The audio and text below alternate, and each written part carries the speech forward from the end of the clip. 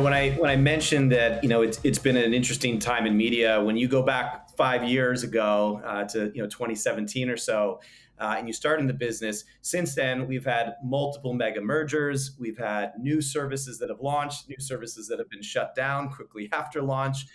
We had production disruption, entire productions, being shut down, obviously, during the beginning of the pandemic. And that's a lot of change to happen in that period of time, and fairly dramatic.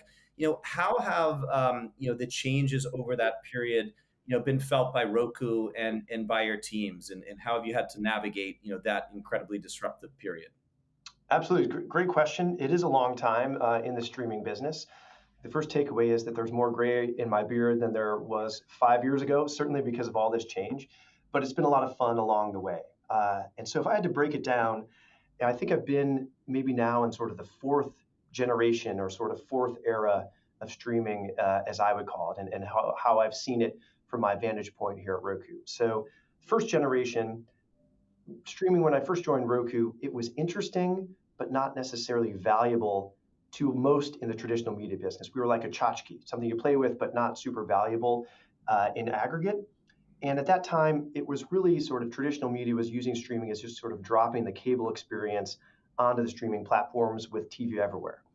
So we quickly realized, and this is, again, exceptions with Netflix and YouTube and Amazon that were really pioneers in the streaming business, but really mainstream, that's what it was, and that wasn't incredibly successful. We went to sort of second generation where channels models started to evolve, which is basically like cable add-on subscriptions.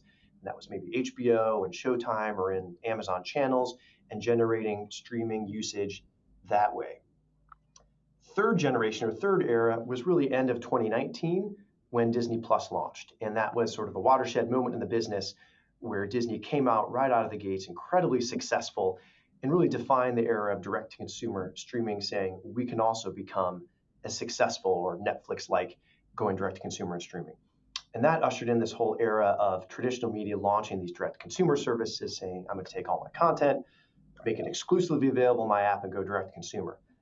Well, that turned out to be a tough business unless your name is in Disney with that sort of catalog. And so that sort of brought us to today, sort of this fourth generation of streaming, which is much more of a multifaceted approach as partners really look to make a profitable business within streaming. And so I think partners now are evaluating direct-to-consumer apps or channels.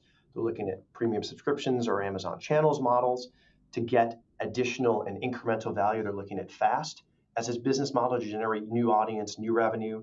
They're looking at licensing out some of their content in their library, knowing that they maybe don't need to have all of their content exclusively in their own direct-to-consumer channels. So all of these different touch points now, I think partners are evaluating to build up to a profitable and sustainable model as the streaming business continues to evolve.